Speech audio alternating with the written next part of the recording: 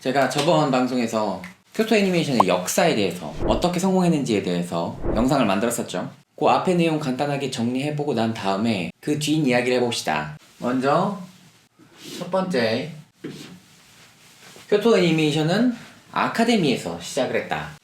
아카데미에서 시작을 했기 때문에 작화 퀄리티가 훌륭할 수 있었다 라는 얘기했습니다. 두 번째, 라이트 노벨 카도카와죠.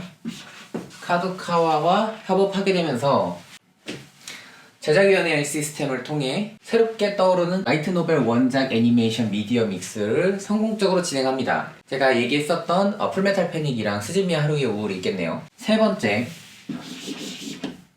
당시 최고의 주가를 달리고 있었던 비주얼 노벨이죠. 키 브랜드의 비주얼 노벨, 에어, 카논, 그리고 마지막에 클라나드까지 애니메이션화하면서 교토 애니메이션은 최고의 주가를 달리게 됩니다. 하지만 항상 일은 순탄하지 않을 수도 있겠죠. 위기란 무엇인가? 바로 자신이 제일 강점이라고 생각하는 게 삐걱거리는 순간이라고 할 수 있습니다. 교토 애니메이션에게 있어서 작화에 대한 문제가 드러나기 시작한 거죠.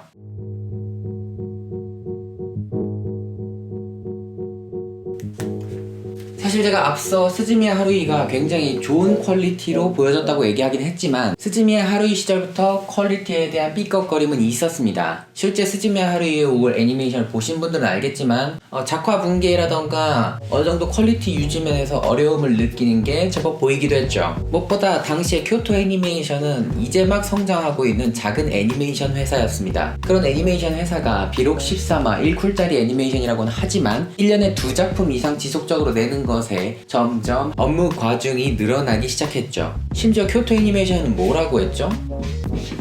교토 애니는 직접 아카데미를 통해서 작화 인재를 육성하고 외주는 최소화로 하는 것이 특징입니다. 그러니까 작업량이 늘어난다고 해서 그 작업량을 받쳐줄 만큼의 노동력이 없다는 거죠. 즉, 교토 애니메이션은 사업이 잘 된다고 해서 많은 작품을 연속적으로 할 수 있을 만한 시스템이 근본적으로 아닙니다. 일정 시간이 지나고 나면 다양한 인재풀이 쌓이고 노하우가 축적되면서 다양한 작품을 만들 수 있을 만한 시스템이 정비되지만 이때 당시만 해도 그 정도의 수준의 인재풀과 경험은 부족한 상태였죠. 그래서 아까 앞서 내가 히트를 했다고 말씀드렸던 스즈미야에서조차 작품이 일부 발견되면서 퀄리티 유지에 어려움을 느끼기 시작합니다. 그리고 이 스즈미야 하루이의 우울 흥행 이후에 만들어졌었던 작품이 바로 카논인데요. 이 카논이 애니메이션화 됐을 때 앞서 교토에서 에어를 굉장히 성공적으로 만들어주면서 애니메이션 팬분들이 높은 기대를 했지만 실제로 부정적인 평가 역시도 굉장히 많았습니다. 왜냐, 실제로 교토가 스즈미야 하루이의 우울을 만들다 보니까 퀄리티를 일정 수준 이상 계속 유지하는데 어렵다라는 것을 느끼고 카논에서는 퀄리티 유지를 하기 위한 일종의 기법들을 사용하기 시작하거든요. 어느 정도 캐릭터들을 좀 정형화시켜서 일정한 패턴으로 만들어낸다던가 소위 말하는 머리띠 헤어광이라는 게 있는데 그 전까지는 머리카락에 반짝이는 표시를 이렇게 지그재그로 표현을 해주다가 카논 애니메이션에서 헤어띠 같은 일자형 광택으로 다 통일을 시켜버립니다. 이게 여느 애니메이션 제작사라면 크게 문제가 안 됐을지 모르겠지만 애니메이션 작화 퀄리티가 훌륭하다라는 것으로 유명해진 교토 애니메이션이었기 때문에 소위 말하는 가성비 작화를 추구하는 모습이 어느 정도 이율배반적으로 느껴졌던 것도 사실이고, 실제로 이때 당시에 카논 애니메이션 보신 분들은 아시겠지만 애니메이션으로 옮기기 급급한 이야기 전개 패턴으로 재미가 떨어졌다라는 평가도 있고요. 플러스 알파로 이때 이제 아사히나 미쿠루 캐릭터와 똑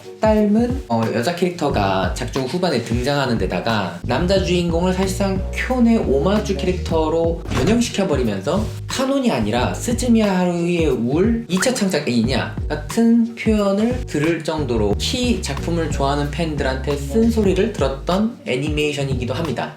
물론 이렇게 얘기를 들었다고 해서 이 작품이 망작이었다까지는 아니지만 일종의 균열이 시작되는 시점이었다고 말을 할 수가 있겠죠. 그렇다면 큐엔이는 왜 퀄리티 유지의 어려움을 겪게 됐을까요? 앞서 얘기했었던 작화 퀄리티를 일정 수준 이상 유지하면서 다작을 하는 데 있어서 문제가 있다. 퀄리티와 다작을 유지하는 데 한계가 있다가 있겠고요. 두 번째는 앞서 얘기했었던 제작위원회 시스템에 들어가게 되면서 제작의 외부의 영향력이 커져버리는데 원인이 있다고 할 수 있습니다. 맞습니다. 카도카와가 여기에 해당되죠. 또 다른 이유 중에 하나는 애니메이션의 퀄리티를 상징하는 요소 중에 작화를 보통 사람들은 떠올리지만 실제로는 다른 요인도 있죠. 바로 연출입니다. 오해하지 마세요. 애니메이션의 퀄리티를 평가하는 여러 가지 요인 정말 많습니다. 성우의 연기도 되고요. 정말 다양한 부분들이 영향을 끼치죠. 다만 이거는 교토 애니메이션 내 내부 스텝을 기준으로 이 두 가지 요인이 갈리게 된다는 걸 말씀드리는 겁니다. 좋은 작품을 만드는 데 있어서 훌륭한 연출은 필요합니다. 특히 당시에 스즈미야 하루이의 우울 같은 경우에도 그렇고 실험적인 카메라 컷이나 연출 컷 같은 것을 사용하는 데 있어서, 그리고 밴드씬이나 역동적인 움직임을 표현하는 데 있어서 작화진의 노력이 굉장히 많이 들어가는 걸 알 수 있습니다. 즉, 연출을 중시할수록 작화에 많은 에너지가 필요하게 되고, 반대로 작화를 중시할수록 연출은 좀 더 한정적인 방향으로 패턴화될 수밖에 없다는 거죠. 물론 일본의 애니메이션은 가성비 제작에 매우 많은 노력을 거쳐왔기 때문에 적은 작화 컷수에서도 좋은 연출을 하는 법이라던가 그런 다양한 애니메이팅 기법들이 많이 발전해 있긴 합니다. 하지만 교토 애니메이션은 앞서 말했다시피 작화 퀄리티에 굉장히 공을 많이 들이는 제작사였고, 작화 퀄리티와 연출의 타협이 어느 정도 정립이 될 필요가 있는 제작사였습니다. 제가 처음에 뭐라고 했죠? 교토 애니메이션은 아카데미에서 시작한 제작사라고 말씀드렸습니다. 즉, 하타 요코시가 그림을 그리는 애니메이터를 가르쳐주는 교습소로서 시작을 하여 그들의 원년 멤버가 커지면서 교토 애니메이션이라는 애니메이션 제작사가 탄생했죠. 기본적으로 이런 탄생 배경이 있다 보니까 교토 애니메이션 내 하타 요코시의 영향력과 입지, 그 파워가 막강한 것이고, 그래서 교토 애니메이션이 작화에 많은 공을 들이고 애니메이터에게 많은 힘을 주는 제작사로서 자리를 잡기도 했습니다. 즉, 앞서 얘기했던 연출과 작화 퀄리티의 줄다리기의 과정에서 교토 애니메이션은 작화에 손을 들어주게 된 것이죠. 여기서 상징적인 사건이 하나 나옵니다. 야마칸 감독이 럭키스타 애니 감독에서 강판당한 사건이죠.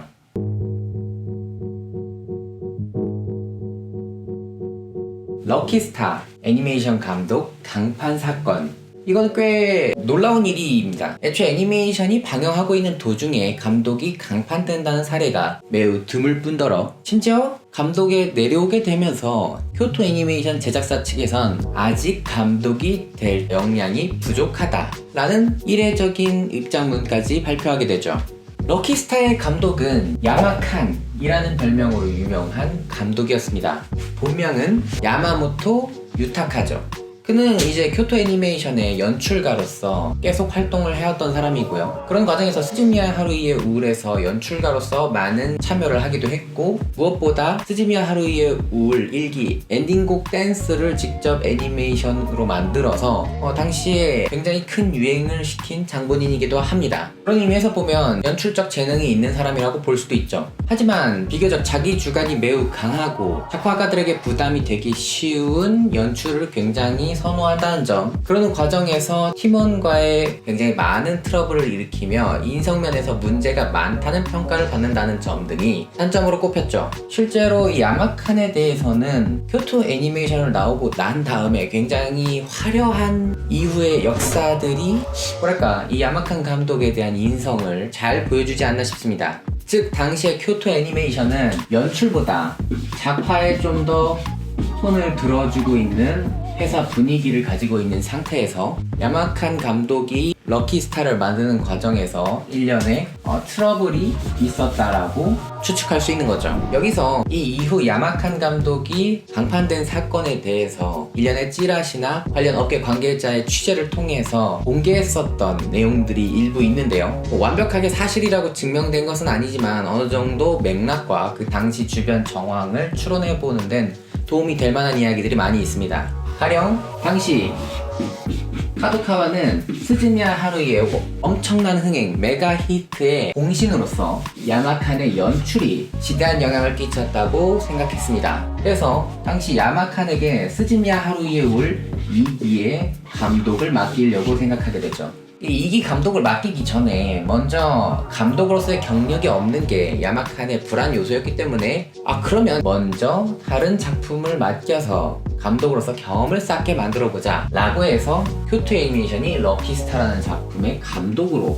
야마칸을 지정하도록 카도카와가 요구했다. 그런데 교토 애니메이션은 당시에 작화 퀄리티를 우선하기로 결정이 되어 있는 상태이고, 어떻게 보면 하타 요코시를 기반으로 한 애니메이터 세력의 정치적인 의도 또한 있었을 것으로 추론되는데, 당시 그런 애니메이터 기반의 힘이 강했던 교토 애니메이션 내에서 자신의 고집이 강하고 팀 내 불화가 강했던 야마칸의 돌발 행동들은 눈에 가시였다고 합니다. 그래서 교토 애니메이션에서는 일단 애니메이션을 만들도록 진행시키고 불과 4화 만에 감독에서 경질시켜버리는 초강수를 두게 되는 거죠. 사실상 교토 애니메이션은 이 시기를 기점으로 카도카와에게 더 이상 휘둘리지 않겠다라는 의지를 가진 게 아닌가 싶습니다. 실제로 이 이후로 교토 애니메이션은 카도카와의 작품을 적극적으로 애니메이션화하지는 않죠. 그리고 야마칸은 이 럭키스타를 기점으로 교토 애니메이션에서 나가게 됩니다.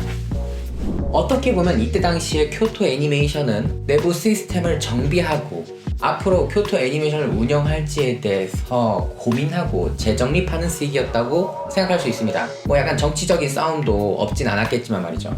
사실 이때 당시에 카도카와의 행동에 쿄엔이가 이렇게 반응했을 거라고 바로 떠올리는 사람은 없었습니다. 그렇게까지 드러날 만한 사건이 많지도 않았고, 워낙 야마칸이라는 사람이 특출난 인물이라는 건 이미 소문이 다 나있던 사실이었으니까 야마칸 개인에 대한 인사조치라고 생각하시는 분들이 많았죠. 하지만 이 이후에 아까 말했죠? 스즈미야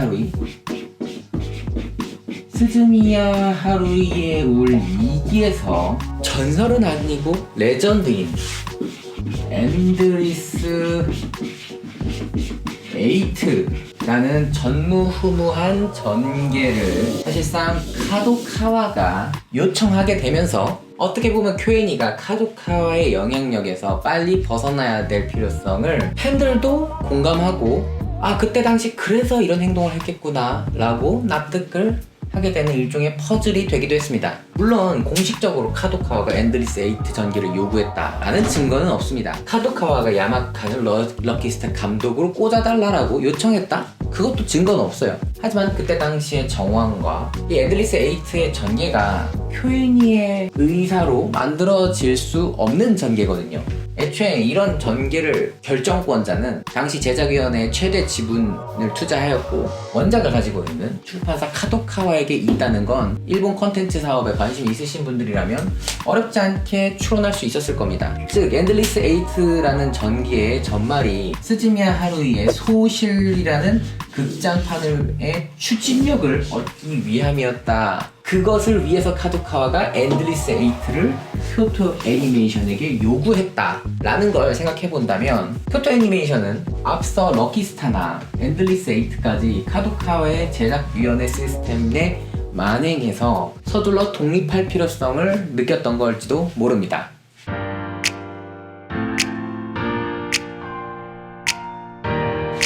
얘기가 길었네요.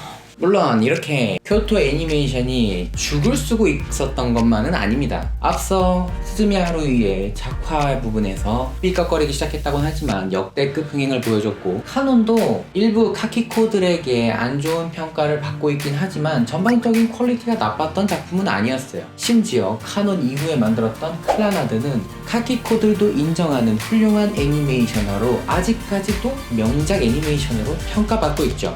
그리고 럭키스타 애니메이션 감독이 강판되는 상황에 내홍을 겪었지만, 럭키스타는 굉장히 성공적인 일상물 애니메이션으로서 흥행하고, 심지어 성지순례의 대표적인 성공 사례로서 굉장히 높은 흥행을 가지게 됩니다. 더군다나 2000년대 후반에 교토 애니메이션은 K-ON이라는 작품을 통해서 사컷 만화를 기반으로 한 일상물 애니메이션의 유행에 새로운 불씨를 지피게 되고요. 그리고 스즈미야 하루이의 올 2기가 좀 엔들리스 에이트는 솔직히 저도 커버가 안 되긴 하는데 그 이후에 스즈미야 하루이의 소시를 통해서 정말로 훌륭한 작품을 만들어주기도 하죠. 그런 재정비의 과정에서 교토 애니메이션은 앞으로의 작품적 방향성에 대해서 정답을 찾기 시작합니다. 그리고 그 정답을 보여준 작품이 나오게 되죠. 맞습니다.